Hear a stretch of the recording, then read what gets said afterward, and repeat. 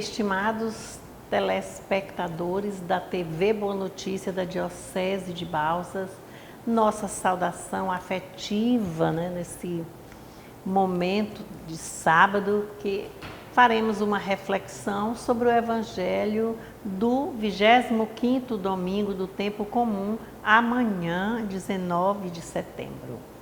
E nós estamos, setembro é o mês da Bíblia, nós estamos fazendo essa caminhada, já no terceiro domingo, passando tudo muito rápido, mas estamos atentos à escuta da palavra, ao anúncio dessa palavra.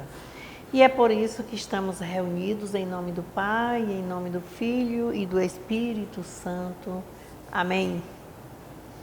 E hoje nós vamos fazer uma continuidade da caminhada com Jesus Cristo.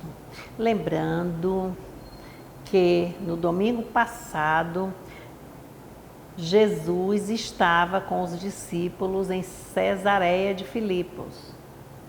E lá ele começou a questionar os discípulos o que o povo dizia quem era ele, não é assim? E eles responderam: fulano, Elias, o Messias. E vocês dizem que eu sou quem? Aí o Pedro diz que ele era o ungido, aquele que veio para salvar, era o Messias, e ele deu continuidade. Mas aí ele fez o primeiro anúncio da paixão. Ele mostrou o caminho que escolheu pelas suas ações, mas apontou o caminho para todos os discípulos seguirem. Desde aquele tempo até hoje, nós somos os discípulos atuais, dentro de cada comunidade, não é assim? E nós vimos que quando ele disse o que ia acontecer, pois é assim mesmo, mas isso era na caminhada rumo a Jerusalém. O Filho do Homem vai sofrer perseguições, escárnio, vão atacá-lo, vão fazer o que for possível, inclusive de tortura, eles vão matá-lo. Mas no terceiro dia ele estará de pé. E aí o Pedro não gostou, não achou que ele não deveria fazer, e ele disse que era para ele se afastar, que era para segui-los.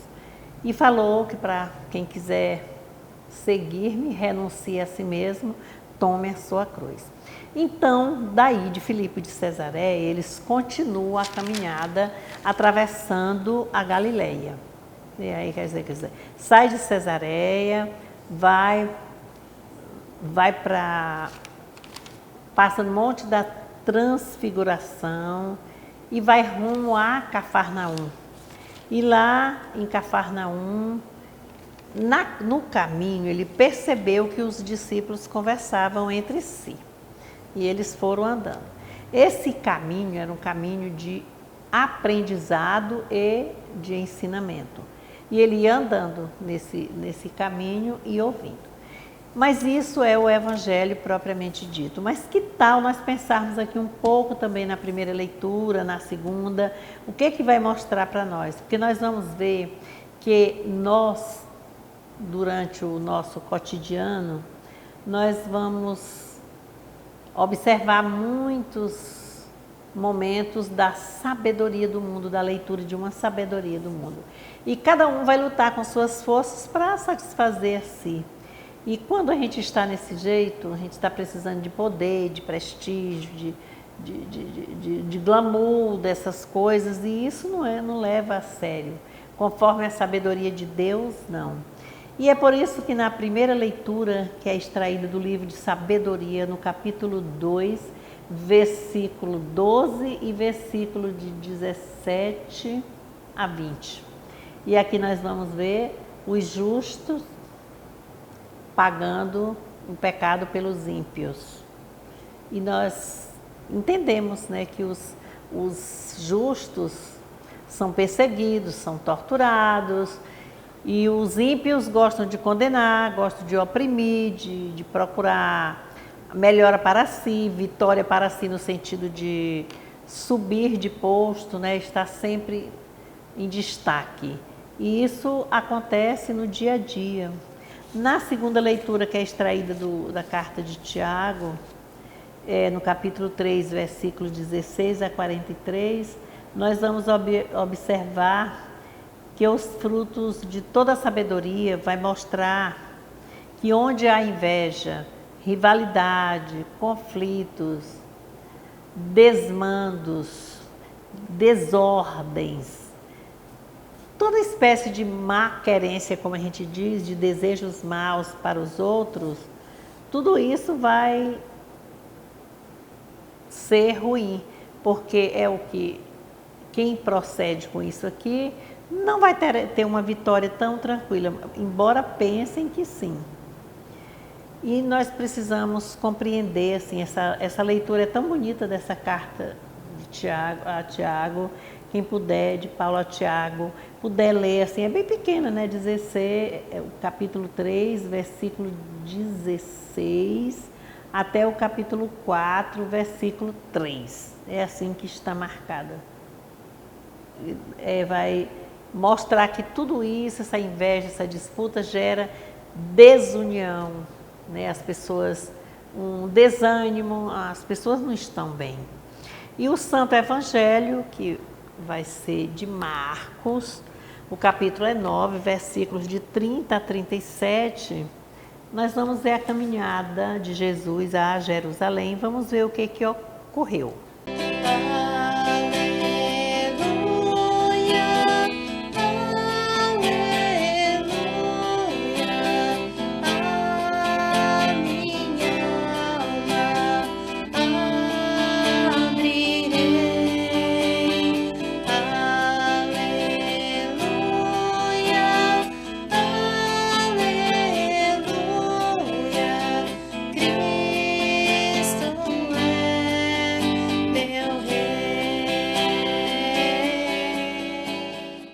Partindo daí, caminhavam através da Galileia, mas Jesus não queria que alguém ficasse sabendo. É que ele ensinava os discípulos e lhes dizia: o Filho do Homem será entregue nas mãos dos homens e eles o matarão. E, morto, ressuscitará depois de 3 dias. Mas eles não entendiam o que isso queria dizer e tinham medo de perguntar-lhe. E chegaram a Cafarnaum. Quando estavam em casa, Jesus perguntou-lhes: o que é que vocês discutiam no caminho? Mas eles ficaram calados, porque no caminho tinham discutido entre si sobre quem era o maior. Tendo sentado, Jesus chamou os 12 e disse-lhes: se alguém quiser ser o primeiro, seja o último de todos e o servidor de todos. Tomando uma criança, colocou-a no meio deles e disse a eles: quem acolhe uma destas crianças por causa do meu nome, é a mim que está acolhendo. E quem me acolhe não é a mim que está acolhendo, mas àquele que me enviou. Irmãos e irmãs, esta é para nós a palavra da salvação.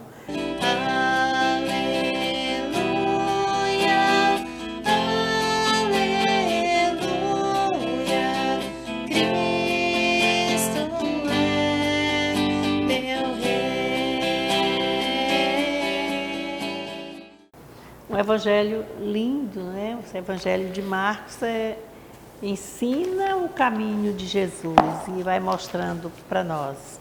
Olha que beleza de evangelho. Os discípulos saíram com Jesus no caminho de onde? De Cesareia de Filipos, passaram por outros lugares, atravessando a Galileia para seguir a Jerusalém. Mas tiveram a parada em Cafarnaum. Vamos lembrando de Cafarnaum, é famosa, que quando começou a missão foi lá também. E Jesus começa, depois de que está ali descansou um pouco assim, chegou, respirou, tomou par da situação ambiental e deles, e aí perguntou-lhes o que é que eles estavam conversando no caminho. E eles ficaram como? No silêncio, porque eles estavam discutindo no caminho sobre quem seria o maior, porque na cabeça deles era conforme Pedro tinha dito, é um Messias forte, poderoso e que vai dar tudo a eles, né? Então tinha que gostar de um mais, quer dizer, a dinâmica do homem. Não é do homem que serve, mas é a dinâmica do homem que quer explorar, que quer mandar e desmandar. A dinâmica do poder. E aí o que é que ele observa? Eles ficaram em silêncio. Então eles agora, além de não quererem perguntar, mas Jesus pergunta-lhes, parte, né? Toma a atitude. Mas eles agora também não queriam responder. E aí eles estavam, era isso. E aí o que Jesus, qual é a atitude tão bonita de Jesus? Ele sentou, ó, para ficar bem à vontade junto com eles. Chamou-os, olha o verbo aí, chamar, venham aqui. E aí ele foi dizer essa palavra tão bonita, né, que ele diz aqui para eles. Quando ele chama, que diz que vai explicar, porque eles não responderam. Ele tinha ouvido porque sabia. E ele vai dizer para eles ali o quê? Que o Filho do Homem vai sofrer, que o Filho do Homem vai ser torturado, que o Filho do Homem vai ser entregue aos torturadores e eles o matarão, mas no terceiro dia ele ressuscitará. Então ele fez o segundo anúncio da sua paixão. E eles também não acharam bom. Não gostaram porque não era isso que eles queriam. E aí é a hora que Jesus chama para uma conversa grande de conversão, né? Discutir ali com eles. E ele vai dizer para eles o quê? Que quem quiser ser o maior vai ser o que ser o menor, né? Se alguém quiser ser o primeiro, que seja o último de todos e aquele que serve a todos. Olha esse verbo. Servir, de serviço. Olha, é diferente. Aí vai para complementar, para mostrar, porque era um ensinamento ali naquele momento, era uma catequese. Por isso que ele não queria que ninguém soubesse, porque ele estava ao longo do caminho sabendo para onde iria, rumo à sua morte. E precisava passar as delegações, né, os afazeres aos discípulos. E era naquele caminho que ele ia seguindo. Toma uma criança significativa de pureza, de transparência, de beleza, de ternura. Toma uma criança e põe no meio deles, não é? Quando ele diz assim. E aí vai e diz para eles: quem acolher em meu nome uma dessas crianças, é a mim que estará acolhendo. E quem acolher a mim, está acolhendo não a mim, mas aquele que me enviou, ao Pai, a Deus. Pronto, ele diz tudo aqui, não foi? Falou do maior, falou do menor, falou que a comunidade, falou da comunidade. E aqui nós vamos observar que viver em comunidade, isso é muito bonito, comum, olha o prefixo aqui, comum, unidade, unidos, é experimentar, quer dizer, é encontrar um espaço dessa nova experiência mesmo, essa experiência de Deus.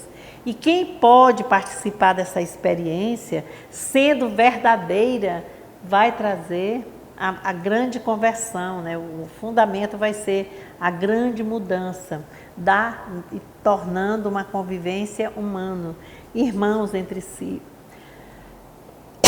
Esse ser comunidade cristã vai construir o quê? Uma relação pacífica, como? Mesmo que não seja tão pacífica, que haja discussões, mas discussões que chegam ao entendimento, a um acordo, a uma fluência. a um fluxo maior, né, de sabedoria mesmo. Então vai ser as relações de fraternidade, de partilha e de reconciliação. Fraternidade, partilha, reconciliação. Porque uma comunidade cristã não fica fechada entre si. Então, o relacionamento entre si. Essa criança também vai mostrar para nós esse símbolo de que é preciso olhar, aproximar-se do menor. Não é o menor no tamanho, aqui é só uma simbologia, mas o menor, aquele que está sofrido, aquele que é o servo sofredor, como está sendo Jesus aí, aquele que precisa. Tem um momento mais assim forte do que esse que nós estamos vendo? Quantas pessoas abandonadas, quantas pessoas desempregadas. É uma pessoa bem grandona? É. Aí então não é menor? É menor sim, porque ele está menos favorecido. Não tem o que comer, não tem o que compartilhar com os filhos, a não ser o afeto de quem está com dor de sofrimento, de não ter onde dormir, de não ter uma casa, de viver ao relento e tantos outros sofrimentos, né? Então, esses conflitos continuam na sociedade competitiva do mundo de hoje, que vale mais quem é mais bonito, quem é novo, cheio de energia. A pessoa que já vai pegando idade, eu coloco aqui no lugar, já vai sendo descartada por muitos. Aquela pessoa já não sabe, aquela pessoa já não tem a agilidade. Então, viver em comunidade que constrói essa experiência de Deus, esse mundo de relações, é aceitar tanto a criança, o jovem bonito no fulgor da sua energia, do adulto, na sua pujança de vida, como também aquele idoso que já trabalhou, que já se desgastou, que as carnes já estão assim se decompondo, a beleza está mesmo no olhar de quem ama, como o olhar daquele, e sofrido na solidão que muitos de nós deixamos. Então é preciso a gente acolher, amar, sorrir. Quando na carta a Tiago lá, Paulo diz que são os frutos de toda a sabedoria, vai mostrar o quê? Que a inveja, a ganância, o descompromisso vai gerar esse desprazer na vida. Mas se houver o contrário, vai haver amor, a comunidade, a convivência cristã. Então, o que é que a gente admira na criança? A riqueza, o poder ou a pureza, a transparência? A sua beleza, a sua ternura. Na família também há divisões grandiosíssimas de conflitos, principalmente se tiver a palavra chamada herança. Meu Deus do céu! Aí vem os ciúmes, vem as separações, vem os desgastes, os desentendimentos, né? Por que que acontece? Porque se um perder, todos vão ganhar ali. Então, vem a outra dinâmica. E na própria comunidade é isso. Na comunidade, ninguém é melhor do que ninguém. A gente precisa servir. Quem quiser ser o primeiro, seja o último e seja servo de todos. Quer dizer, servo de todos é andar de cabeça baixa? Não, é servir. Estou aqui, eu posso ajudar. É nesse sentido. E a comunidade cristã, quem são os primeiros nela? Quem quiser ser o primeiro, seja o último e serve de todos, vamos lembrar. Quem é a única comunidade na comunidade cristã? Quem é que é grande? Aquele que serve ao menor, aquele que se coloca no centro, que traz os outros também para o centro, que reconhece, que anima, que elogia, que dá oportunidade ao outro, que partilha, que vive em fraternidade. É nesse sentido. Os irmãos são iguais. Não somos porque nós somos aqui irmãos iguais, que a gente diz, mas eu tenho uma constituição, ele outra, ela outra, mas que a gente possa estar nessa comunidade sentado de frente, olhando um para o outro, podendo sorrir, mesmo que seja numa discussão dura, mas chegando a uma conclusão. Essa semana, agora aqui na nossa paróquia, nós estamos de ontem, dia 17, é o ano que completa o 15º ano da Páscoa de Dom Franco Macerdote, que aconteceu naquele 17 de setembro de 2006, num trágico acidente, né, de bicicleta. Por isso aí as tantas pedaladas que estão fazendo, já aconteceu uma no domingo, teremos em Balsas às 15 horas, mas lá em São Raimundo das Mangabeiras, às 5 horas da manhã também teremos uma pedalada. E tudo isso é fazendo essa memória de um homem que doou a sua vida e viveu em missão aqui no nosso Brasil, numa presença de 34 anos, unido, amigo, fiel, alegre, sofreu na missão, também muito, fez o seu caminho, apontou o caminho para muitos, deu a mão para todos, nos projetos, nas celebrações, e nós estamos assim nesse tríduo, né? E é o 17, primeiro dia, no sábado estamos aqui pregando hoje, né?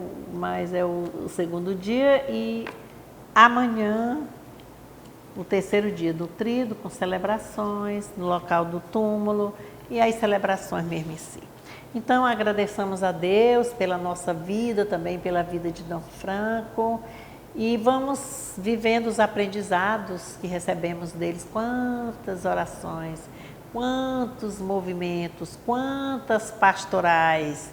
E aqui nós estamos, agradecendo a Deus pela vida, pelo nosso Papa, pela escuta da palavra, pelos nossos cardeais, bispos, padres, diáconos, religiosas, irmãos, irmãs, leigos, por todos nós vamos pedir a bênção de Deus, que nós tenhamos cada vez mais a capacidade da escuta e do anúncio da palavra de Deus, que nos fortalece, que nos unifica, que nos humaniza a cada momento. Que Deus nos abençoe. Em nome do Pai, do Filho e do Espírito Santo. Amém.